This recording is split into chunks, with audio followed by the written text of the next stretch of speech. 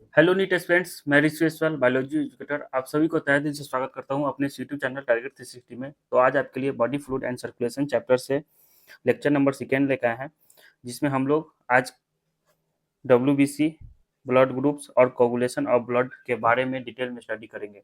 Okay, previous lecture में हम लोगों ने इस chapter body fluid and circulation का इंट्रोडक्शन वाला पार्ट देखे थे और ब्लड को स्टार्ट किए थे। तो चलिए बिना देरी किए हुए लेक्चर को स्टार्ट करते हैं। सबसे पहले हम लोग पीएलक्यू निपटा लेंगे। प्रीवियस लेक्चर क्वेश्चन जो भी आपको प्रीवियस लेक्चर में पढ़ाया गया है उससे रिलेटेड कुछ क्वेश्चन लेकर आए हैं, तो पहले उसको कर लेते हैं, देन उसके बाद हम अपने आज के टुडे टॉपिक को स्टार्ट करेंगे। ओके, तो ये रहा आपके स्क्रीन पे फर्स्ट क्वेश्चन। तो पहले आप इसको वीडियो पॉज करके अटेम्प्ट कर लीजिए, देन इसका आंसर मैं आपको बताता हूँ।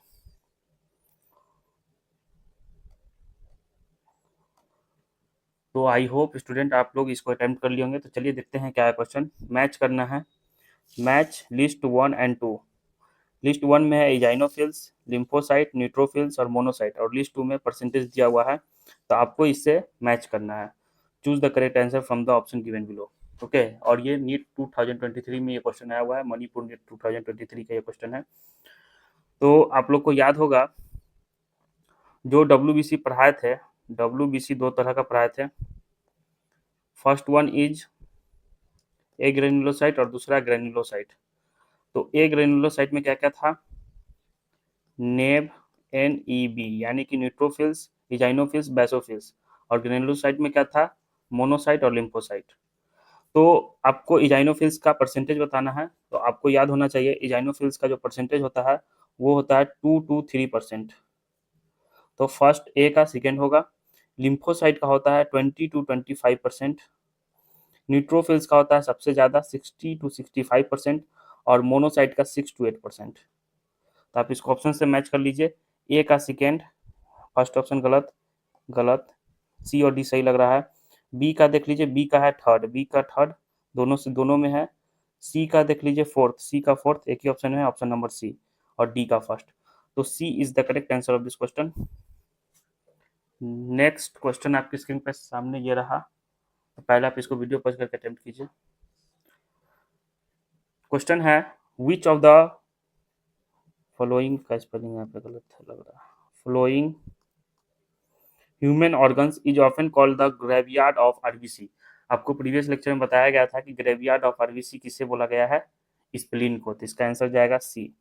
सी ऑप्शन में ये प्रेजेंट है, तो C is the correct answer of this question. Now आगे बढ़ते हैं और देखते हैं नेक्स्ट क्वेश्चन आपके स्क्रीन के सामने ये रहा। क्वेश्चन है, which of the flowing plasma proteins which of the flowing plasma proteins is involved in the coagulation of blood। Blood का थक्का बनाने में कौन सा प्लाज्मा प्रोटीन जो है हेल्प करता है? अल्बुमिन आपको बताए थे कल, ऑस्मोटिक बैलेंस में हेल्प करता है, ऑस्मोटिक बैलेंस में हेल्प करता है। सीरम एमालाइज इस तरह का आपको अभी तक नहीं पढ़ाया गया है। ग्लोब्यूलिन जो है ये क्या कर रहा था? एंटीबॉडी प्रोड्यूस कर रहा था और ये डिफेंस मैकेनिज्म में हेल्प करता है हमारे शरीर में। फाइब्रिनोजेन, तो ये इसका आंसर जाएगा डी। डी जो है फाइब्रिनोजेन, जो कोगुलेशन ऑफ ब्लड में हेल्प करता है। ओके, तो ये एक प्लाज्मा प्रोटीन है जो ब्लड का थक्का यानी कि खून का थक्का बनाने में इसको क्या करता है? हेल्प करता है। तो D is the correct answer of this question. Now आगे बढ़ते हैं। Serum differs from blood. Serum blood से कैसे डिफर है, डिफरेंस है, दोनों में क्या डिफर है ये बताना है। नीट 2026 सॉरी 16 का ये क्वेश्चन है। 2016 का ये नीट में आया हुआ क्वेश्चन है। तो आई होप आप इसको अटेम्प्ट बता, आंसर आप लोग गेस कर लिए होंगे।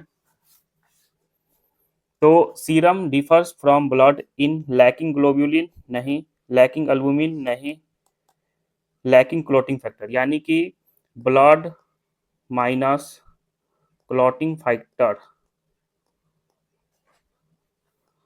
Is called serum. यानी कि प्लाज्मा माइनस क्लॉटिंग फैक्टर आपको बताया गया था, जिसको क्या बोलते हैं? सीरम। तो इसका आंसर क्या जाएगा? C, lacking clotting factor. Okay, तो C is the correct answer of this question. Next आगे बढ़ते हैं। हाँ, तो यही था आप लोग के सामने ये क्वेश्चन। 3-4 क्वेश्चन था पीएलक्यू का। तो आई होप आप इसको अटेम्प्ट कर लिए होंगे, मतलब कि सारे अटेम्प्ट किए होंगे। और आप बताइएगा जरूर कमेंट बॉक्स में कि आपका कितना में से कितना सही हुआ है। कितना क्वेश्चन था? 1 2 3 4 क्वेश्चन था, 4 में से आपका कितना सही हुआ है जरूर बताइए। तो चलिए आज के लेक्चर को स्टार्ट करते हैं न्यूट्रोफिल से।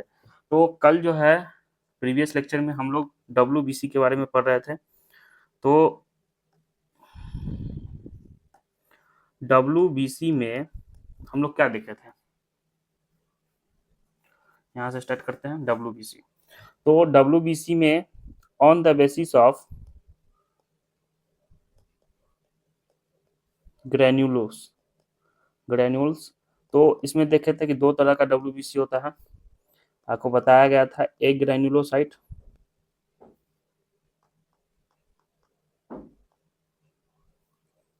यहाँ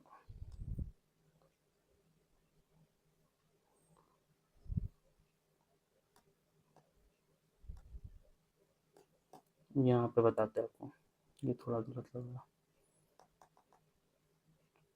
हाँ, तो ग्रेन्यूलोसाइट और ए ग्रेन्यूलोसाइट, यही ना बता रहे थे। ग्रेन्यूलोसाइट और ए ग्रेन्यूलोसाइट, जिसमें आपको बताया गया था NEB, नेब और ML। N stand for neutrophils, E stand for eosinophils, B stand for basophils और M स्टैंड फॉर मोनोसाइट और L स्टैंड फॉर लिम्फोसाइट्स। तो न्यूट्रोफिल्स जो है इसका परसेंटेज कल देखे थे कितना था, याद होना चाहिए। अभी क्वेश्चन भी किए हैं, इससे रिलेटेड पीवाईक्यूज भी देखे हैं। पीवाईक्यूज जो है इससे आया हुआ है, प्रीवियस ईयर क्वेश्चन में इससे क्वेश्चन आया हुआ है इस टॉपिक से। इजाइनोफिल्स कितना था, 2 to 3%, यानी कि परसेंटेज बेस्ड क्वेश्चन आया हुआ है। बैसोफिल्स कितना होता है, 0.5 to 1%। मोनोसाइट कितना होता है, 6 to 8%। और लिम्फोसाइट कितना था, 20 to 25%। यही था इसका परसेंटेज। तो हम लोग वन बाय वन करके देखते हैं। पहले सबसे पहले न्यूट्रोफिल से स्टार्ट करते हैं और इसको डिटेल में पढ़ते हैं। ओके, सबसे पहले न्यूट्रोफिल्स की बात करें, न्यूट्रोफिल्स के न्यूक्लियस के बारे में बात करेंगे। तो न्यूट्रोफिल्स का जो न्यूक्लियस होता है वो मल्टी लोब न्यूक्लियस होता है। क्या होता है, मल्टी लोब न्यूक्लियस देखने को मिलता है। तो ये है आपका न्यूट्रोफिल्स। न्यूट्रोफिल्स का जो है ये प्लाज्मा मेम्ब्रेन और ये है इसका न्यूक्लियस। तो न्यूक्लियस क्या होता है, मल्टी लोब न्यूक्लियस देखने को मिलता है। ये है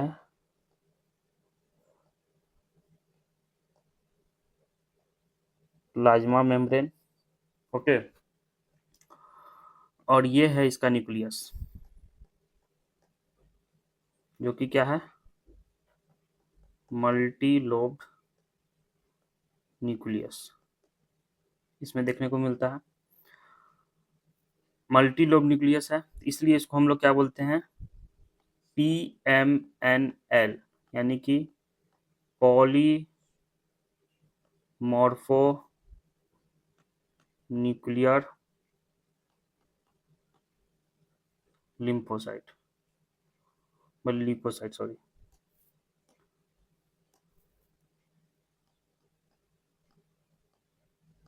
लिपोसाइट्स। ओके, इसके फंक्शन की बात करें, इसका फंक्शन क्या है, तो ये डिफेंस मैकेनिज्म शो करता है, यानी कि फैगोसाइटोसिस करता है। फैगोसाइटिक सेल है विच engulf फॉरेन पैथोजन, यानी कि जो भी फॉरेन पैथोजन शरीर में एंटर करता है वो इसको क्या करता है, इनगल्फ कर जाता है, खा जाता है। ओके, तो इसका फंक्शन यही है। ओके, तो विच इनगल्फ फॉरेन पैथोजन, यानी कि किसी भी पैथोजन को अंदर इंटर करने नहीं देता है, उसको आने से पहले ही उसको खा जाता है, आता है और उसको न्यूट्रोफिल्स खत्म कर देता है। तो न्यूट्रोफिल्स का यही जो है इसका फंक्शन है, डिफेंस मैकेनिज्म शो करता है, फैगोसाइटिक सेल है विच इनगल्फ फॉरेन पैथोजन। और इसका न्यूक्लियस के बारे में बात कर लिए, इसका न्यूक्लियस क्या होता है, मल्टी लोब न्यूक्लियस देखने को मिलता है। तो ये था न्यूट्रोफिल्स के बारे में। अब हम लोग इजाइनोफिल्स के बारे में बात करेंगे। एक बार न्यूट्रोफिल्स का यहाँ पे परसेंटेज लिख देते हैं। परसेंटेज कितना था, 60 to 65%। ना आगे बढ़ते हैं। इजाइनोफिल्स, इजाइनोफिल्स का परसेंटेज कितना है, इसका क्या जो है कंपोजिशन है डब्ल्यूबीसी में, तो 2 to 3%। ये जो है बाइलोब न्यूक्लियस इसमें देखने को मिलता है, इसमें बाइलोब्ड न्यूक्लियस देखने को मिलता है कुछ इस प्रकार, और इसमें ग्रेनुलोसाइट में ये आता है, तो ग्रेनुलोस क्या होगा, प्रेजेंट होगा, तो ये है इसका ग्रेनुल्स।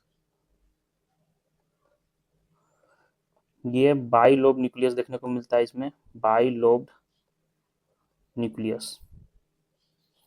ओके, ये इसका क्या है, प्लाज्मा मेम्ब्रेन, पीएम लिख देते हैं सिंपल, प्लाज्मा मेम्ब्रेन।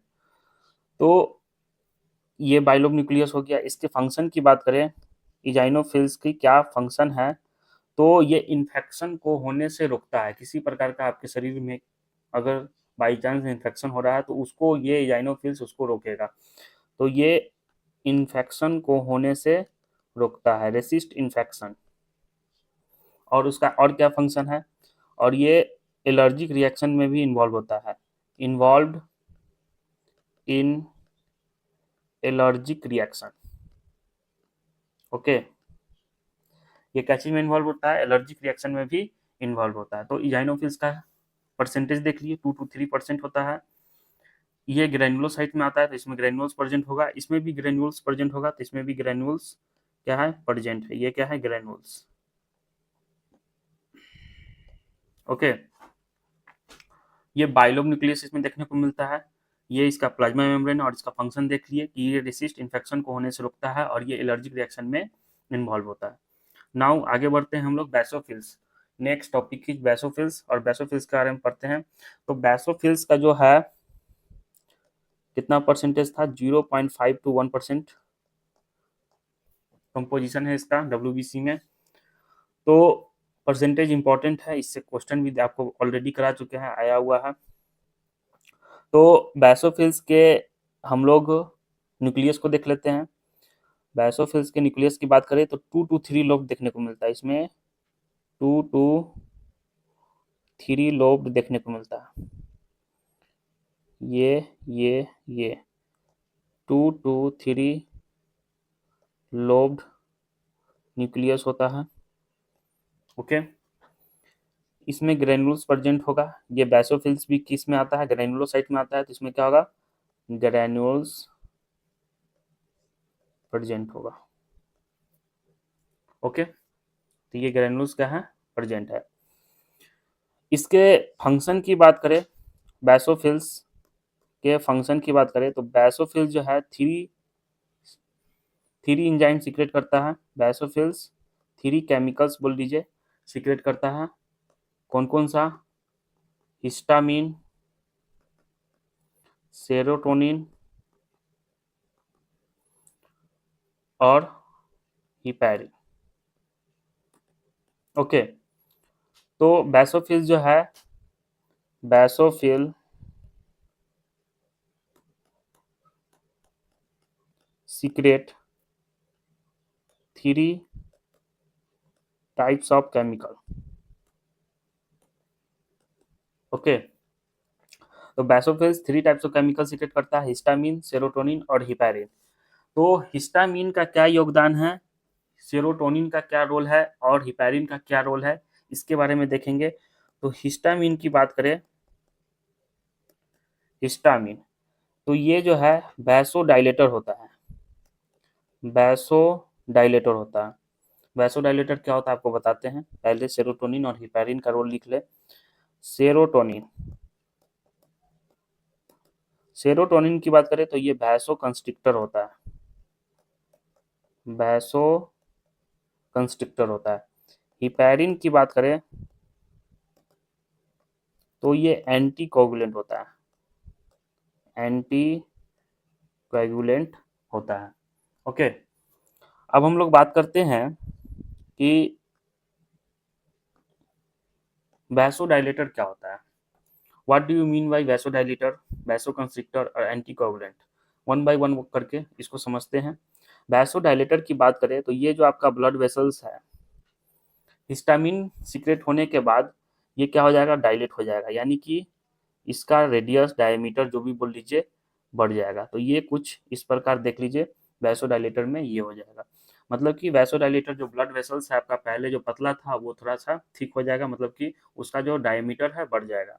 सेरोटोनिन वैसोकंस्ट्रिक्टर, यानी कि सेरोटोनिन क्या है, वैसोकंस्ट्रिक्टर होता है। जब सेरोटोनिन रिलीज होता है, सेरोटोनिन रिलीज होता है तो ये क्या करता है, वैसोकंस्ट्रिक्टर का काम करता है, यानी कि ब्लड वेसल्स को पतला कर देगा। ये उसके डायमीटर को बढ़ा रहा था, ये क्या कर देगा, कुछ इस प्रकार पतला कर देगा।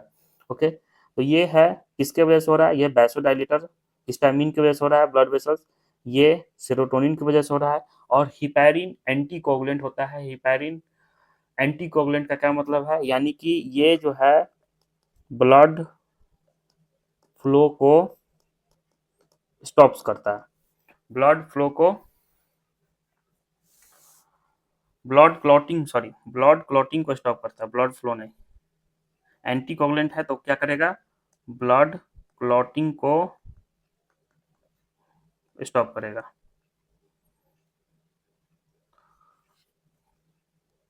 Blood clotting stop.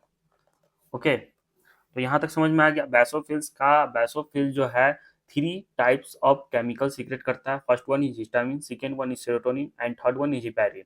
अगर क्वेश्चन आता है कि सेरोटोनिन जो है कौन सा डब्ल्यूबीसी सीक्रेट करता है, तो बैसोफिल्स। बैसोफिल्स का यही रोल है कि ये three types of chemical release करता है, हिस्टामिन, सेरोटोनिन और हिपैरिन।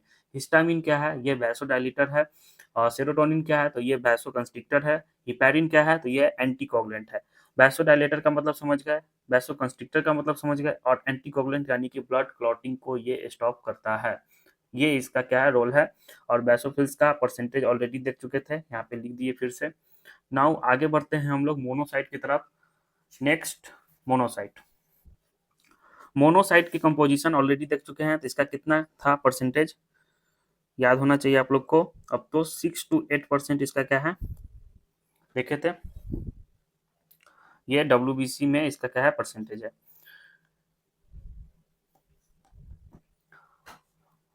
मोनोसाइट जो होता है, मोनोसाइट के न्यूक्लियस की बात करें तो ये इसका न्यूक्लियस बीन शेप्ड होता है, कुछ इस प्रकार। बीन शेप्ड न्यूक्लियस देखने को मिलता है मोनोसाइट में। ओके, मोनोसाइट और न्यूट्रोफिल्स का जो फंक्शन है सिमिलर है। जो फंक्शन हम लोग अभी जस्ट न्यूट्रोफिल्स में पढ़े हैं वही फंक्शन मोनोसाइट में भी देखने को मिलता है। अभी आप लोग रिकॉल करके मतलब कि बताइएगा कि न्यूट्रोफिल्स में अभी हम लोग किसके बारे में बात किए थे, उसका फंक्शन क्या था न्यूट्रोफिल्स का।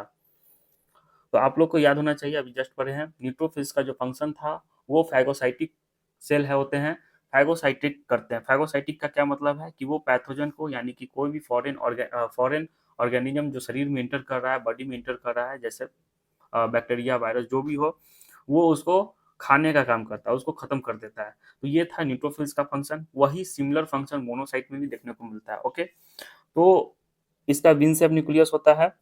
इसके फंक्शन की बात करें तो इसका फंक्शन भी क्या होता है, फैगोसाइटिक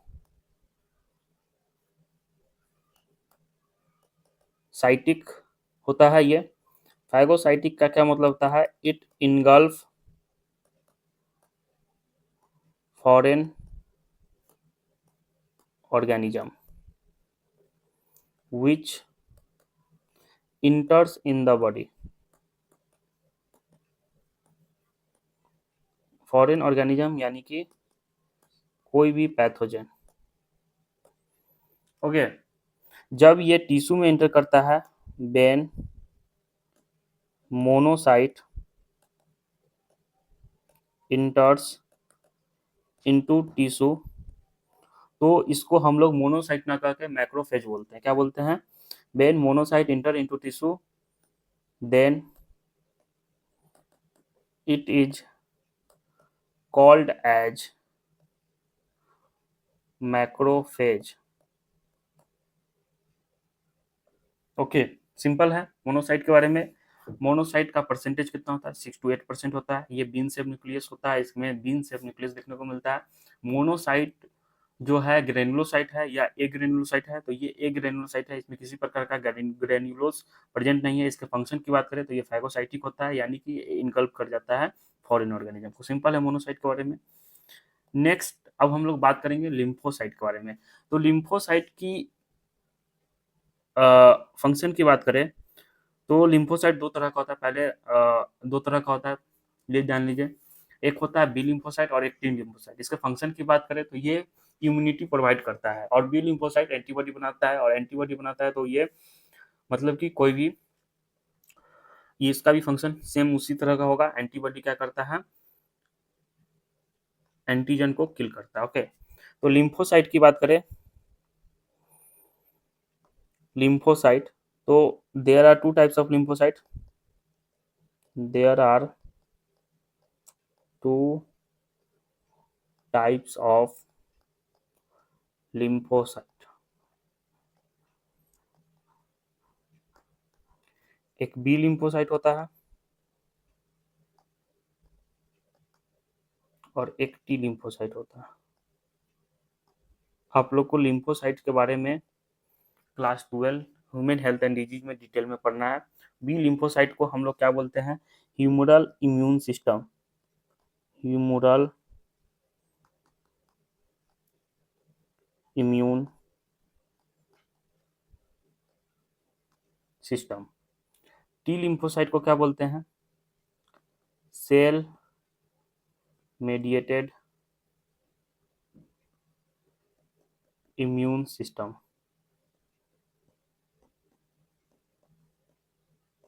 ओके, ओवरऑल लिम्फोसाइट के फंक्शन के बारे में बात करें तो इसका फंक्शन जो है ये इम्यूनिटी प्रोवाइड करता है, प्रोवाइड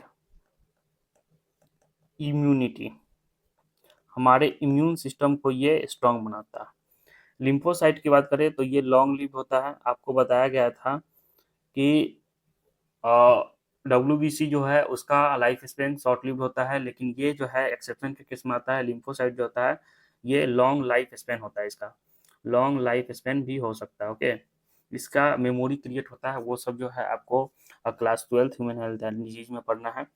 तो लॉन्ग लिव्ड लाइफ स्पेन इसका होता है। ओके, इसी की वजह से कल जो है आप लोग ध्यान दिए होंगे तो WBC के लाइफ स्पेन में एक एक्सेप्शन लिखे थे, वही एक्सेप्शन जो है लिम्फोसाइट है। इसका जो है मेमोरी सेल क्रिएट हो जाता है तो ये जो है लॉन्ग लिव हो जाता है। ओके, तो बी लिम्फोसाइट क्या प्रोड्यूस करता है, प्रोड्यूस एंटीबॉडी, और टी लिम्फोसाइट एंटीबॉडी बनाने में इसको हेल्प करता है। बी लिम्फोसाइट एंटीबॉडी बनाता है और टी लिम्फोसाइट उसको बनवाने में हेल्प करता है। ओके, तो ये था लिम्फोसाइट के बारे में। आई होप आपको यहाँ तक क्लियर हो गया होगा। तो WBC इसी के साथ साथ जो है कंप्लीट होता है। देन उसके बाद हम लोग का नेक्स्ट टॉपिक जो है प्लेटलेट्स है। तो WBC में बताया गया था 6 to 8,000 होता है हमारे ब्लड में, उसका क्या नंबर है। WBC दो तरह का होता है, granulocyte, agranulocyte on the basis of granules present और एब्सेंस, उसके बेसिस पे हम लोग देखे थे। ग्रेनुलोसाइट यानी कि नेब NEB, और इधर ए ग्रेनुलोसाइट ML, यानी कि नेब में न्यूट्रोफिल्स, इजाइनोफिल्स, बेसोफिल्स, और ए ग्रेनुलोसाइट में आपके मोनोसाइट और लिम्फोसाइट्स आते हैं। इसका फंक्शन 1 by 1 करके देखें, और इसमें सबसे इम्पोर्टेंट ये है कि इसका न्यूक्लियस कैसा है।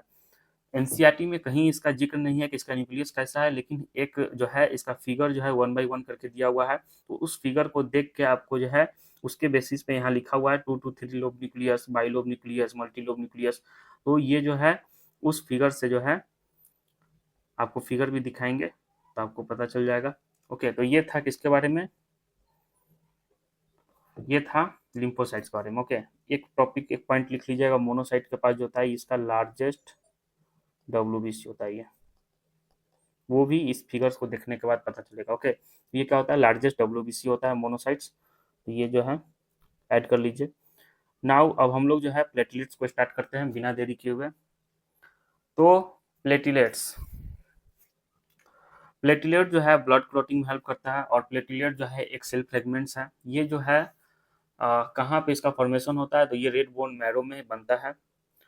और मेगा कैरियोसाइट्स नाम का जो है एक स्पेशल सेल है जो उसके टूटने से जो है प्लेटलेट्स का निर्माण होता है। सिंपल है। तो प्लेटलेट्स की बात करें तो platelets are formed from a special cell called megakaryocytes in red bone marrow। Okay, तो ये सपोज कि ये एक मेगा कैरियोसाइट्स, ये क्या है, मेगा कैरियोसाइट्स एक स्पेशल सेल है। तो इसके फ्रेगमेंट्स, इसके टूटने से जो है प्लेटलेट्स का निर्माण होता है। तो ये है मेगा कैरियोसाइट्स, और ये जब टूटता है छोटे छोटे फ्रेगमेंट्स में, इसी फ्रेगमेंट्स को हम लोग क्या बोलते हैं, प्लेटलेट्स। तो प्लेटलेट्स क्या है, platelets are small fragments. Platelets क्या है, प्लेटलेट्स आर स्मॉल फ्रेगमेंट्स जो कि कहाँ से ऑब्टेंड हुआ है, obtained from mega karyocytes, mega karyocytes. Okay, तो ये जो प्लेटलेट्स है, ये जो प्लेटलेट्स है ये कवर होता है एक प्लाज्मा मेम्ब्रेन से। तो platelets are covered from a plasma membrane. Okay, platelets क्या चीज से कवर होता है, एक प्लाज्मा मेम्ब्रेन से कवर होता है। इसके पास भी किसी प्रकार का कोई न्यूक्लियस नहीं होता है। Platelets have do not have nucleus, do not have nucleus. Okay, platelets की नंबर की बात करें तो ये जो है हमारे ब्लड में कितना होता है, 1.5 लाख से लेकर 3.5 लाख पर ml ऑफ ब्लड पर mm³ या mm-3। ओके, तो ये इसका क्या है, प्लेटलेट्स का,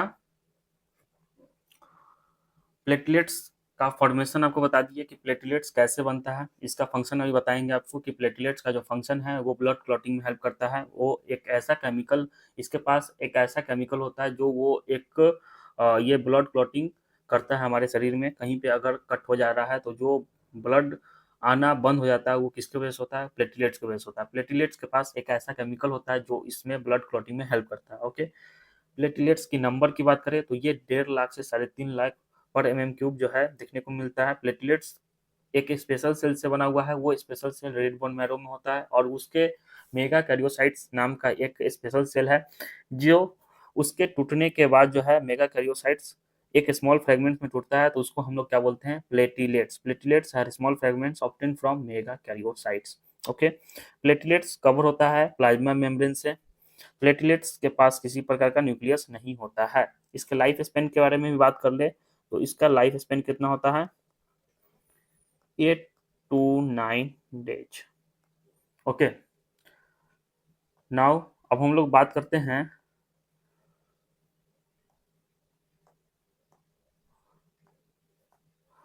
प्लेटलेट्स का फंक्शन देख लेते हैं। फंक्शन ऑफ प्लेटलेट्स, तो इसका फंक्शन क्या है, it helps in blood clotting. ये ब्लड क्लॉटिंग में हेल्प करता है, ये सी लिखा हुआ है, ब्लड क्लॉटिंग। ओके, इसके पास क्या होता है, it contain some chemical which help in blood clotting. Okay, तो ये था प्लेटलेट्स का फंक्शन।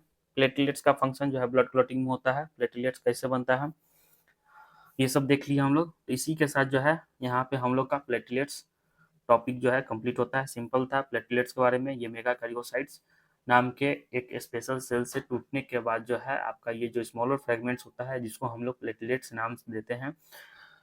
और ये प्लेटलेट्स का जो है नंबर की बात करें, एवरेज नंबर जो है इसका 1.5 लाख से 3.5 लाख पर mm³ तक होता है। ओके, नाउ अब हम लोग ब्लड ग्रुप के बारे में बात करेंगे। तो जो है हम लोग का नेक्स्ट टॉपिक जो है ब्लड ग्रुप, इसके बारे में बात करते हैं और इस टॉपिक को स्टार्ट करते हैं। ओके, ब्लड ग्रुप को स्टार्ट करने से पहले आपको एक छोटा सा एंटीजन एंटीबॉडी के बारे में बताते हैं, देन उसके बाद ब्लड ग्रुप को स्टार्ट करेंगे। तो इसी में हम लोग जो है यहाँ पे पेज ऐड कर लेते हैं और यहाँ देखते हैं एंटीजन। तो सबसे पहले हम लोग एंटीजन के बारे में जानते हैं कि एंटीजन क्या होता है। तो क्या आप लोग बता सकते हैं एंटीजन क्या होता है? एंटी और जेन, इसमें दो वर्ड है, वर्ड पे गौर फरमाइएगा। एंटी और जेन, एंटी और जेन यानी कि जनरेशन, यानी कि जो एंटीजन एंटीबॉडी का जनरेशन जनरेट कराए उसको हम लोग क्या बोलते हैं? एंटीजन बोलते हैं। ओके, तो यहाँ पर एंटीजन के बारे में क्या लिखेंगे? तो ये एंटीजन क्या है? जो एंटीबॉडी जनरेटिंग मॉलिक्यूल होता है। ओके, तो उसको हम लोग एंटीजन बोलते हैं।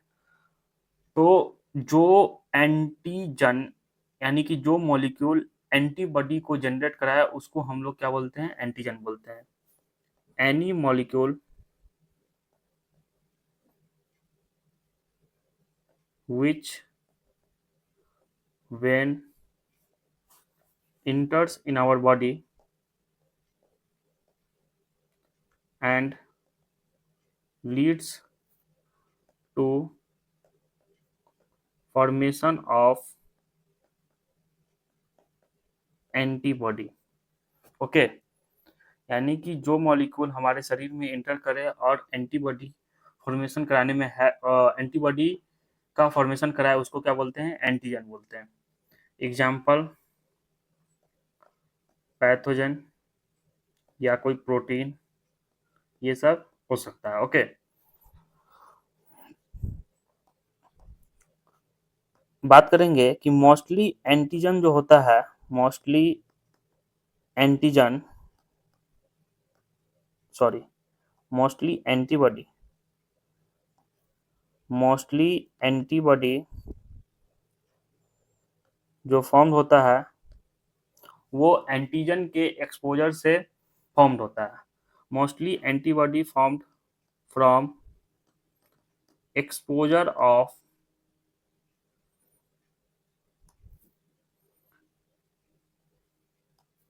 Exposure with antigen. ओके, यानी कि मोस्टली एंटीबॉडी जो फॉर्म होता है वो एंटीजन के साथ एक्सपोज करने के बाद जो है उसका क्या होता है? फॉर्मेशन होता है एंटीबॉडी का। लेकिन जो हमारे शरीर में ऑलरेडी एंटीबॉडी है पहले से, उसको क्या बोलते हैं? Naturally occurring antibody. तो हमारे शरीर में नेचुरली अकरिंग एंटीबॉडी होते हैं। If any antibody is present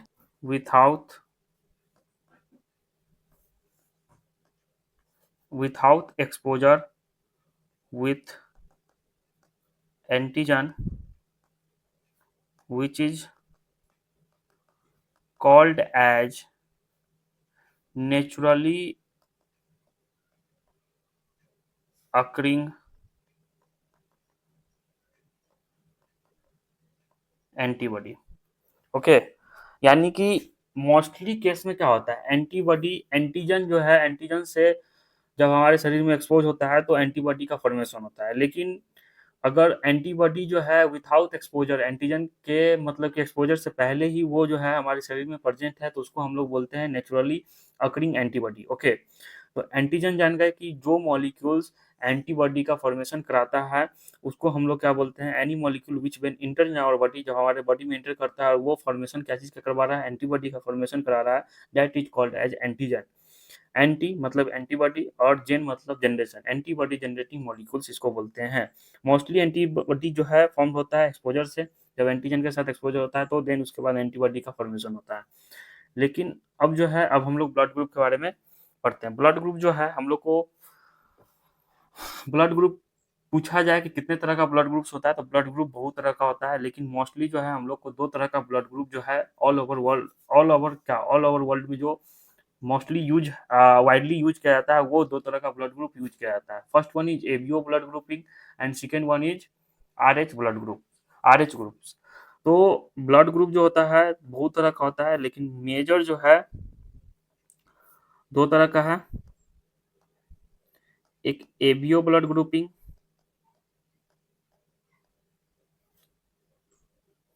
ABO blood grouping, और दूसरा हम लोग को पढ़ना है आरएच ब्लड ग्रुप्स।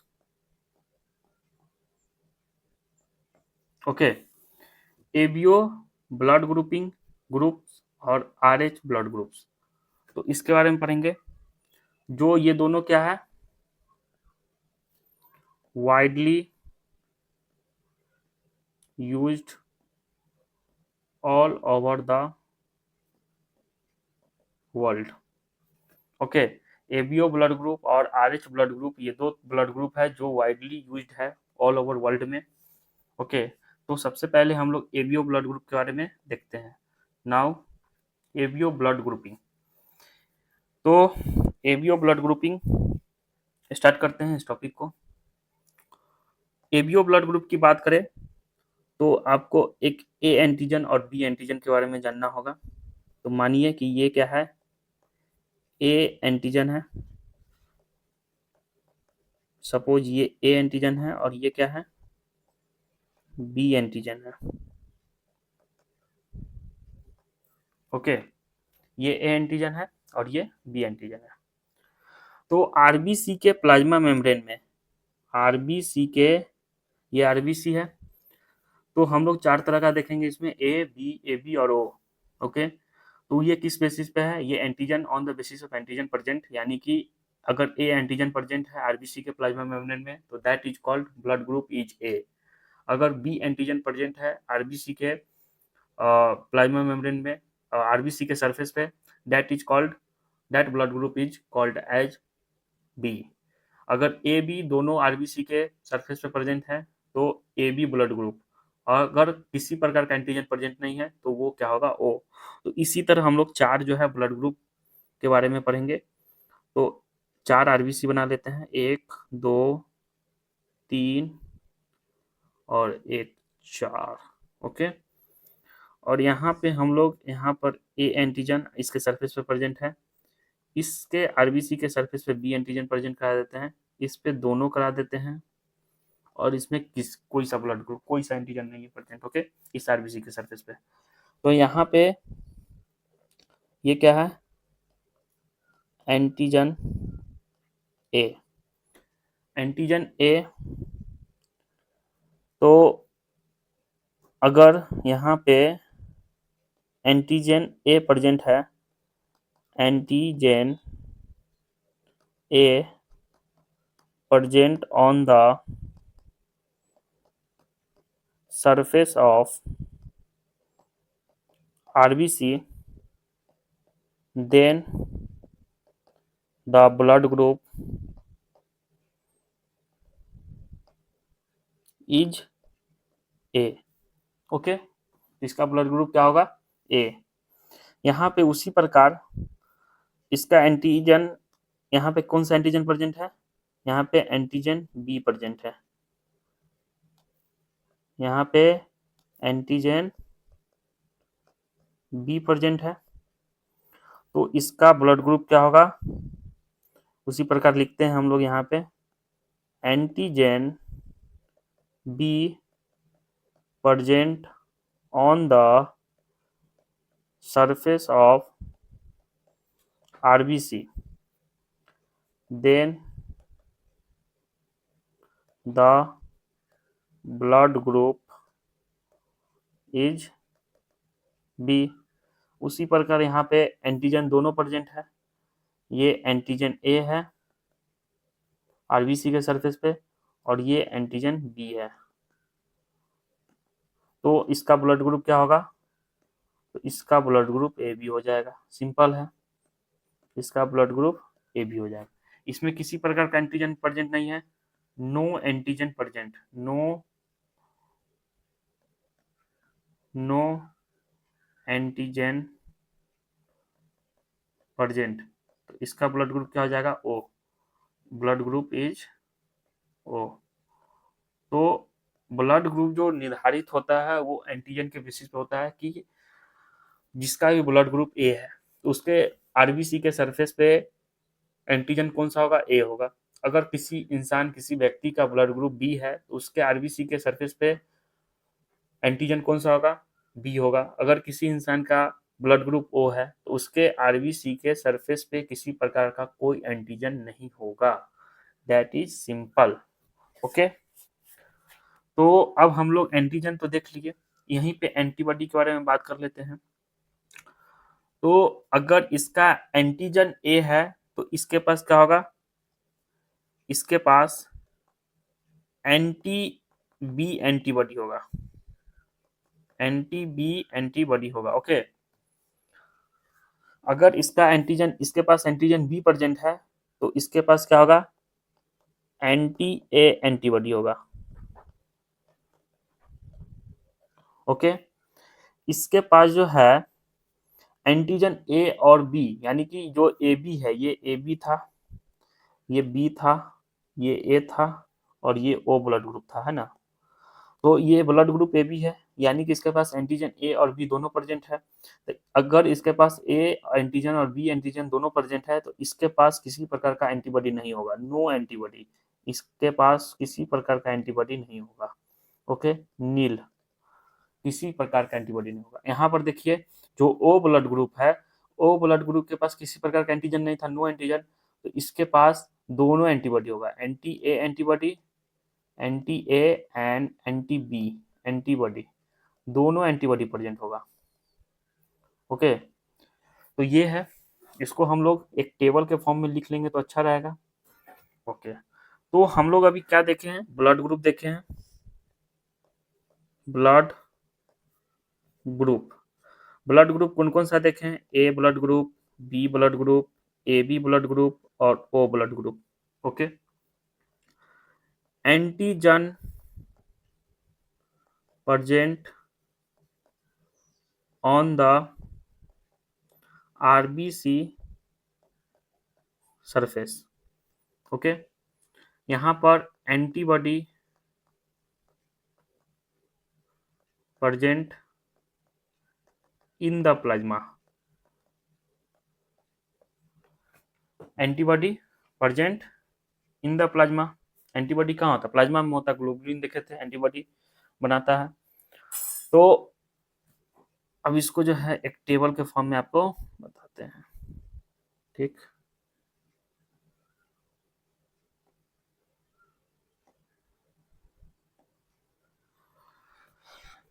नाउ अब हम लोग बात करेंगे कि antigen present on the RBC surface, यानी कि इसका ब्लड ग्रुप ए है तो इसके पास कौन सा एंटीजन होगा? ए एंटीजन होगा। इसके पास बी ब्लड ग्रुप है तो इसके पास कौन सा एंटीजन होगा? बी एंटीजन होगा। ओके, ए बी है,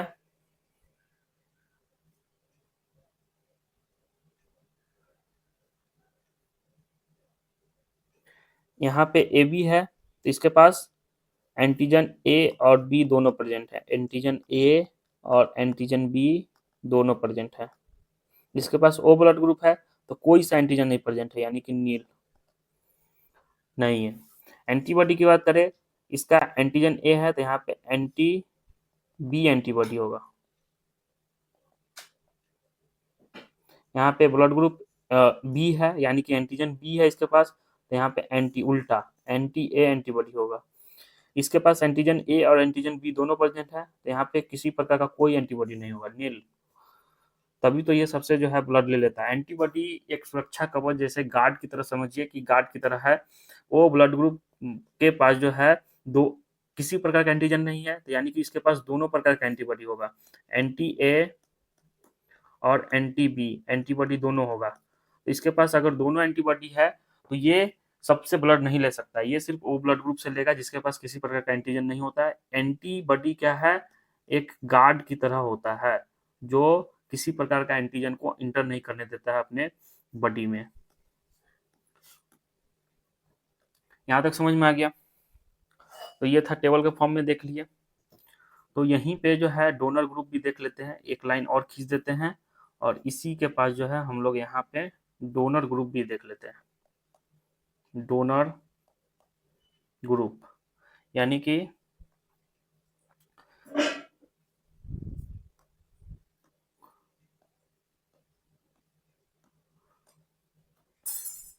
ए वाला जो है, ए वाले को कौन कौन जो है ब्लड दे सकता है? ए वाला जो है ए से ब्लड ग्रुप ए से ले सकता है और ओ से ले सकता है। बी जो है बी से ले सकता है और ओ से ले सकता है। ए बी जो है तीनों से लेता है, ए से भी ले सकता है, बी से भी ले सकता है, ए बी से भी ले सकता है और ओ से भी ले सकता है। ओ ब्लड ग्रुप सिर्फ जो है ओ से लेगा।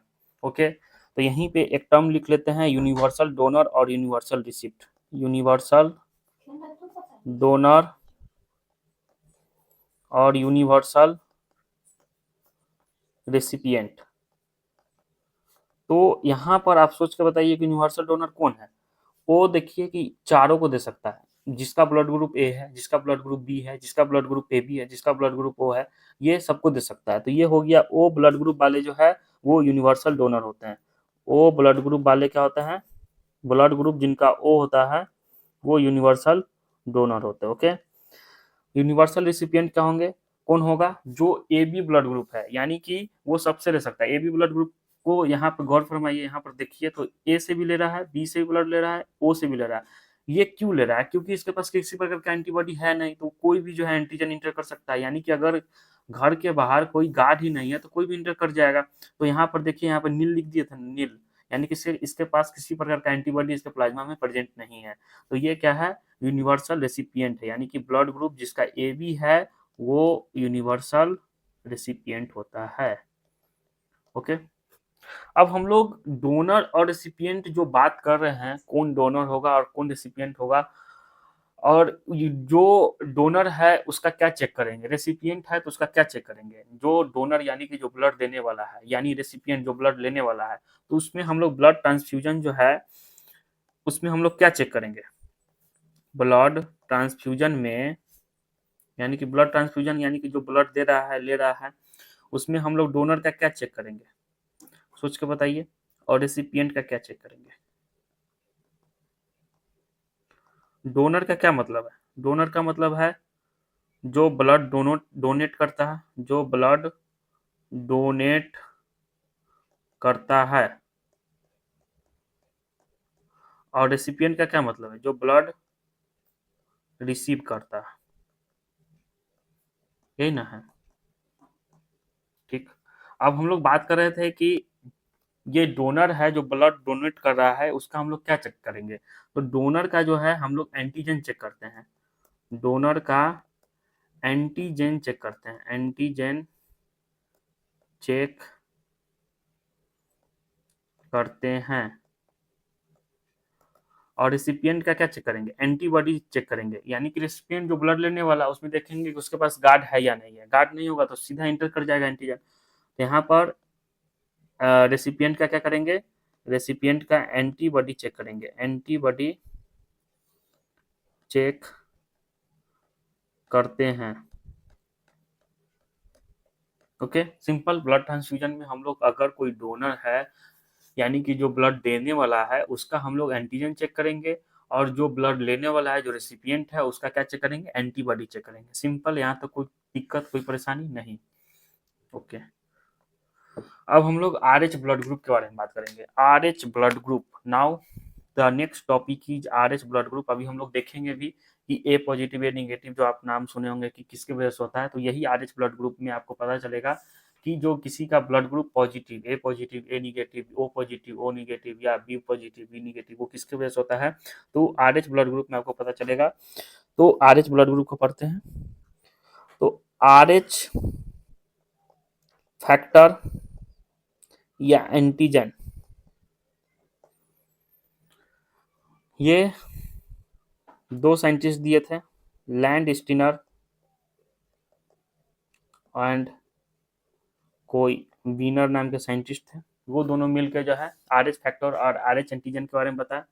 और ये आर एच फैक्टर और आर एच एंटीजन है क्या, what do you mean by R H factor और आर एच एंटीजन। अभी हम लोग जस्ट देखे एबीओ ब्लड ग्रुपिंग में ए एंटीजन बी एंटीजन के बारे में पढ़े थे, दो ही एंटीजन के बारे में पढ़े।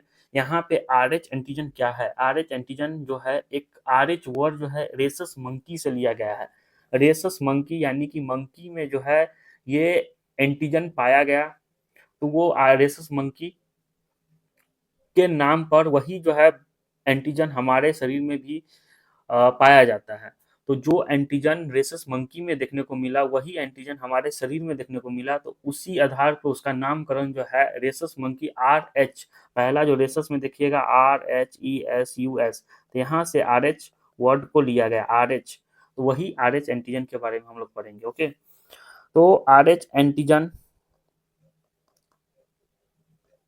आर एच एंटीजन या आर एच फैक्टर बोलिए, identified by first time on the rhesus monkey। RH antigen या factor identified first time on the rhesus monkey, same antigen is present on the human that be called as RH antigen, यानी कि rhesus monkey.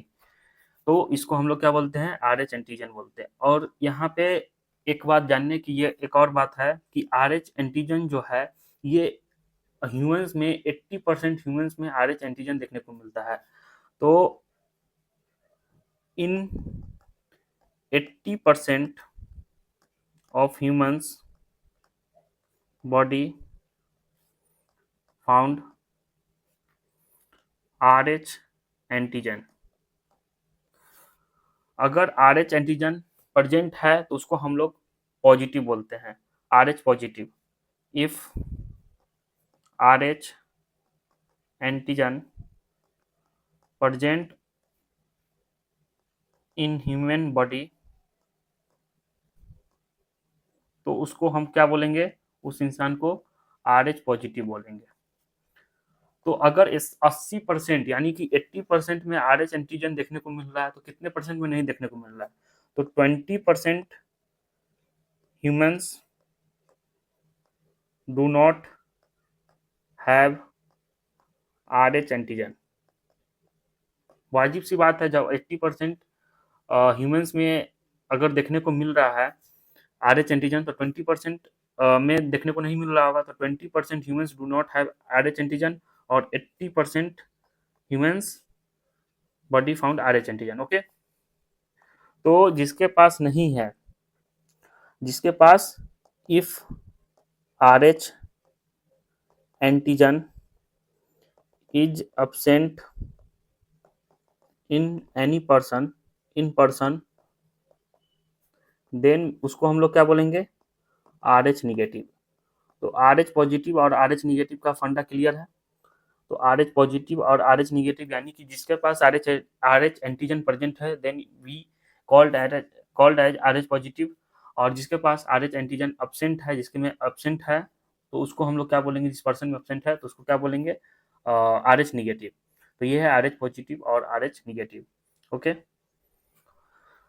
तो यहाँ पे अब हम लोग जो है बात करते हैं कि no naturally occurring antibody found for RH in humans. इसका क्या मतलब है? No naturally antibody found RH in humans, यानी कि इसके लिए नो नेचुरली अकरिंग एंटीबॉडी नहीं देखने को मिलता है।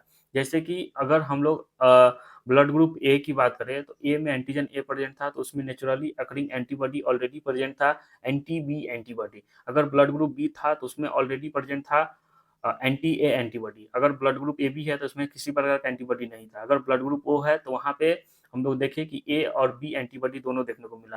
तो ये नेचुरली अकरिंग एंटीबॉडी तो ऑलरेडी उसमें प्रेजेंट था विदाउट एक्सपोजर, लेकिन इसमें आफ्टर एक्सपोजर के बाद जो है ये क्रिएट होता है। ओके, तो ये जो है however if RH negative person is exposed to RH antigen, then the person body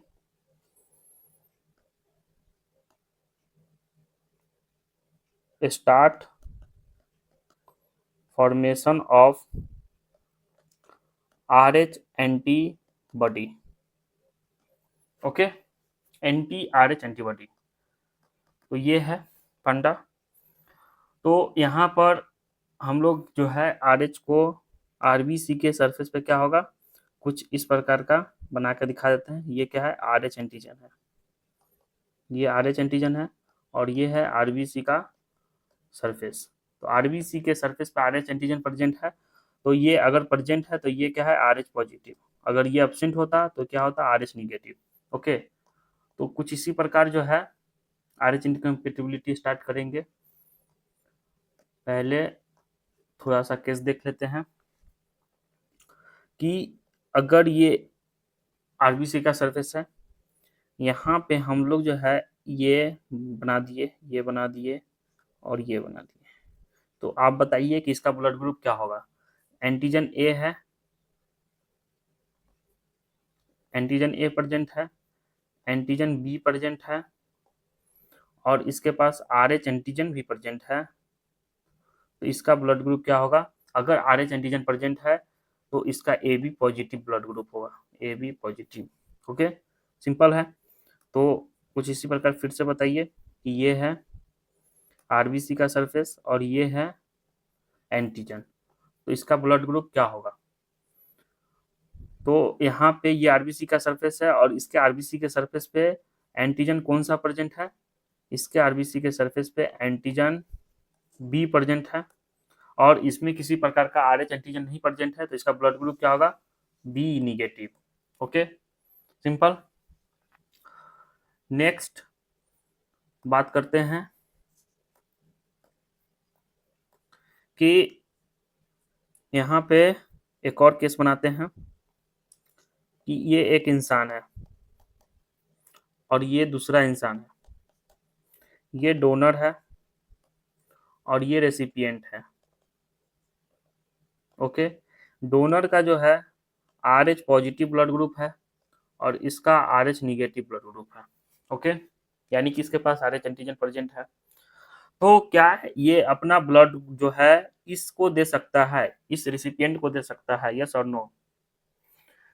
ये सोच के बताइए दे सकता है या नहीं। ये नहीं दे सकता है क्योंकि इसके पास RH एंटीजन प्रेजेंट है और इसके पास RH एंटीजन प्रेजेंट नहीं है और इसका शरीर कभी जो है RH एंटीजन को देखा नहीं है। तो ये जो है RH पॉजिटिव वाला अगर ब्लड जो है RH निगेटिव वाले को देगा तो उसका RH एंटीजन उसके पास जाएगा तो वो क्या होगा, क्लम्पिंग हो जाएगा। यहाँ पे ब्लड जो है वो रिसीव नहीं कर सकता है, यहाँ पे क्या हो जाएगा, क्लम्पिंग हो जाएगा, ब्लड का क्या हो जाएगा, क्लैंपिंग हो जाएगा। ओके, सेकेंड केस बनाते हैं ये डोनर है डी, और ये रेसिपिएंट है। ये आर एच पॉजिटिव पर्सन है, ये भी आर एच पॉजिटिव पर्सन है। ओके, तो क्या ये ब्लड इसको दे सकता है? इसके पास आर एच एंटीजन प्रेजेंट है, आर एच पॉजिटिव है, तो इसके पास भी आर एच एंटीजन प्रेजेंट है, तो इसका आर एच एंटीजन इसके पास जाएगा। ये तो आर एच, ये ऑलरेडी आर एच पॉजिटिव था, तो ये इसके पास आर एच एंटीजन था, इसका शरीर जो है आर एच एंटीजन को देखे हुआ था, तो ये आर एच एंटीजन को फॉरेन ऑर्गेनिज्म जैसा बिहेव नहीं करेगा। यहाँ पे फॉरेन ऑर्गेनिज्म जैसा बिहेव कर रहा था फर्स्ट केस में, ये केस फर्स्ट था और ये केस सेकेंड है। इसमें तो ऑलरेडी इसका शरीर जो है are H antigen already present था, तो ये जो है फॉरेन ऑर्गेनिज्म जैसा बिहेव नहीं करेगा, तो ये इसको ब्लड दे सकता है। ओके, तो कुछ उसी प्रकार अब दोनों को मिक्स करते हैं, आर एच और एबीओ को मिक्स करके आपसे क्वेश्चन करते हैं। सपोज कि ये एक इंसान है और ये दूसरा इंसान है। ये इंसान जो ये डोनर है और ये रेसिपिएंट है, इसका ब्लड ग्रुप ए पॉजिटिव है और इसका ब्लड ग्रुप ए निगेटिव है। सोच के बताना है कि डोनर जो है, जो ए पॉजिटिव है, जो रेसिपिएंट है ए निगेटिव है, क्या इसको ये ब्लड दे सकता है? यहाँ पे भी जो केस आएगा नहीं दे सकता है। वाई? ए तो ए को दे सकता है, अभी जस्ट हम लोग पढ़े हैं कि ए ब्लड ग्रुप जो है जिसका होता है ए को ब्लड दे सकता है, ठीक है, दे सकता है। लेकिन यहाँ पे आर एच फैक्टर जो है इन्वॉल्व है, तो यहाँ पे सबसे पहले आर एच फैक्टर को देखेंगे। किसी भी केस को सॉल्व करने से पहले हम लोग आर एच फैक्टर को देख लेते हैं। तो यहाँ पे ए एंटीजन, इसके पास आर एच एंटीजन प्रेजेंट था और इस रेसिपिएंट के पास आर एच एंटीजन प्रेजेंट नहीं था। जब ये आर एच एंटीजन डोनर जो है रेसिपिएंट को देगा, तो इसका शरीर जो है कभी आर एच एंटीजन को देखा नहीं है, तो वो इसको फॉरेन ऑर्गेनिज्म जैसा बिहेव करेगा, फॉरेन पैथोजन जैसा बिहेव करेगा और वो इसको क्या कर देगा, आरबीसी को क्लैंपिंग करा देगा। तो यहाँ पे ये ब्लड जो है रिसीव नहीं कर सकता है, ये पॉसिबल नहीं है, डू नॉट पॉसिबल। यहाँ पे पहले ही बार में छट गया कि आर एच फैक्टर जो है यहाँ पे आर एच फैक्टर की वजह से नहीं दे सकता। ओके, सेकेंड केस बनाते हैं कि ये एक डोनर है और ये एक रिसिपिएंट है। डोनर का ब्लड ग्रुप जो है ए बी पॉजिटिव है और रेसिपिएंट का ब्लड ग्रुप जो है ओ पॉजिटिव है। ओके, तो आपको सोच के बताना है क्या यहाँ पे ब्लड दे सकता है। सबसे पहले आर एच फैक्टर देखेंगे, उसके बाद हम लोग एबीओ ब्लड ग्रुप भी देखेंगे। अगर आर एच की बात करें तो यहाँ पे आर एच की बात कीजिएगा तो यहाँ पे आर एच एंटीजन प्रेजेंट है, इसके रेसिपिएंट के पास भी आर एच एंटीजन प्रेजेंट है। चलिए, दोनों में प्रेजेंट है तो ये लेन देन तो हो सकता है, ये इसको दे सकता है, आर एच फैक्टर से तो दे सकता है। लेकिन अगर हम दोनों देखना होगा ना, एबीओ ब्लड ग्रुपिंग भी देखना होगा। जब एबीओ ब्लड ग्रुप्स की बात करेंगे तो इसके पास क्या है, ए बी पॉजिटिव है, यानी कि ए एंटीजन भी प्रेजेंट है इसके पास और बी एंटीजन भी प्रेजेंट है। आपको बताए थे जस्ट कि देने वाला का, डोनर का हम लोग एंटीजन चेक करते हैं और लेने वाले का एंटीबॉडी चेक करते हैं। तो इसके पास ए एंटीजन और बी एंटीजन दोनों प्रेजेंट है, इसके पास एंटीबॉडी चेक करेंगे, इसके पास क्या चेक करेंगे, एंटीबॉडी। तो ओ पॉजिटिव वाले के पास क्या है, ए एंटीबॉडी भी है और बी एंटीबॉडी भी है। यहाँ तो हरगिज नहीं होगा, एंटीजन ए एंटीजन इसके साथ क्लैंपिंग कर जाएगा, बी एंटीजन आरबीसी के सरफेस के साथ क्लैंपिंग कर जाएगा, तो ये पॉसिबल नहीं है। वो ए बी पॉजिटिव वाला ओ पॉजिटिव को नहीं दे सकता है, तो ये भी डू नॉट पॉसिबल। ओके, एक केस बनाते हैं जो दे सकता है। चलिए नेक्स्ट, ये एक इंसान है, ये दूसरा इंसान है। यहाँ पर इसका ब्लड ग्रुप जो है ए पॉजिटिव है और इसका ब्लड ग्रुप जो है ए बी पॉजिटिव है। ओके, तो ये है डोनर और ये है रेसिपिएंट। सबसे पहले आर एच फैक्टर देखेंगे, इसके पास भी RH एंटीजन प्रेजेंट है, इसके पास भी RH एंटीजन प्रेजेंट है, तो ठीक है, दे सकता है। RH एंटीजन तो हो गया। अब हम लोग एबीओ ब्लड ग्रुपिंग की बात करेंगे। एबीओ ब्लड ग्रुप से देखिएगा तो ए पॉजिटिव है, यानी कि इसके पास ए एंटीजन प्रेजेंट है, ए एंटीजन प्रेजेंट है। और देने वाला का एंटीजन चेक करते हैं और लेने वाला का एंटीबॉडी चेक करते हैं। तो ए बी पॉजिटिव जो है, लेने वाला का एंटीबॉडी चेक कीजिए, तो इसके पास किसी प्रकार का नो एंटीबॉडी प्रेजेंट, तो किसी प्रकार का एंटीबॉडी प्रेजेंट नहीं है, तो ए एंटीजन आसानी से इसके में इंटर कर जाएगा, तो ये केस पॉसिबल है। ए पॉजिटिव ए वाली ए बी पॉजिटिव को दे सकता है। ओके, तो सिंपल था। तो यहाँ पर ये था आपका RH ब्लड ग्रुप। यहाँ तक कोई दिक्कत, कोई परेशानी नहीं। अब हम लोग नेक्स्ट जो है RH इनकम्पेटिबिलिटी जो है, इसको आप चाहे तो यहाँ पे हम लोग स्टार्ट कर सकते हैं, थोड़ा देर और समय लगेगा। RH इनकम्पेटिबिलिटी को भी देख लेते हैं। तो RH इनकम्पेटिबिलिटी एक ऐसा केस है जो एक तरफ मदर को बनाते हैं और एक तरफ फादर को बनाते हैं। तो मदर जो है RH निगेटिव होनी चाहिए, फादर ऑब्वियसली RH पॉजिटिव होना चाहिए। मदर कैसी होनी चाहिए? RH निगेटिव होनी चाहिए, और फादर कैसा होना चाहिए? RH पॉजिटिव होना चाहिए। दोनों के बाद जो है, जो बच्चा होगा, जो फर्स्ट चाइल्ड होगा, जो फर्स्ट चाइल्ड प्रेगनेंसी में जो होना चाहिए, वो RH पॉजिटिव होना चाहिए।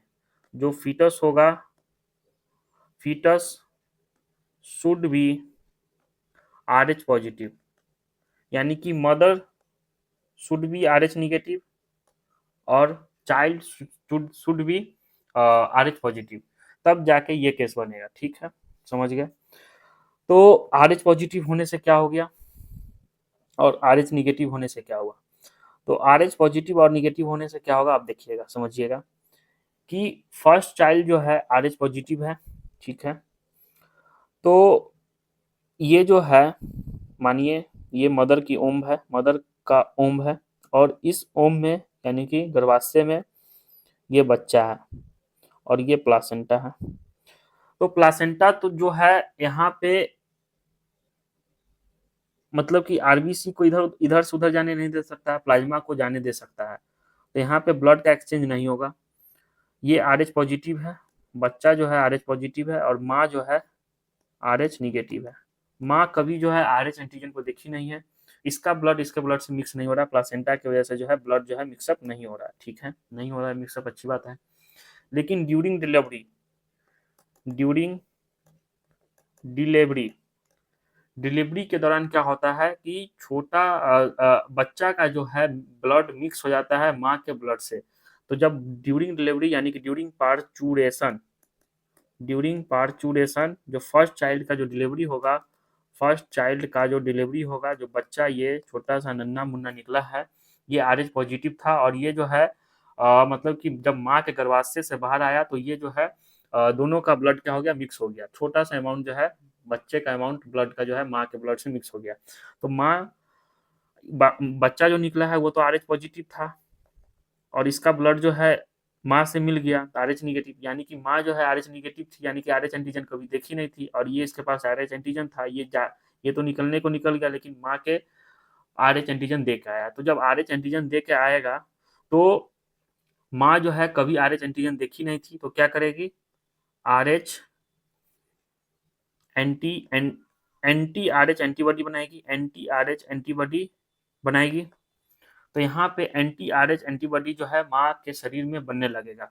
माँ के शरीर में क्या बनने लगेगा, एंटी RH एंटीबॉडी बनने लगा। ठीक है, फर्स्ट चाइल्ड सेफ निकल गया बाहर, कोई दिक्कत कोई परेशानी नहीं हुआ।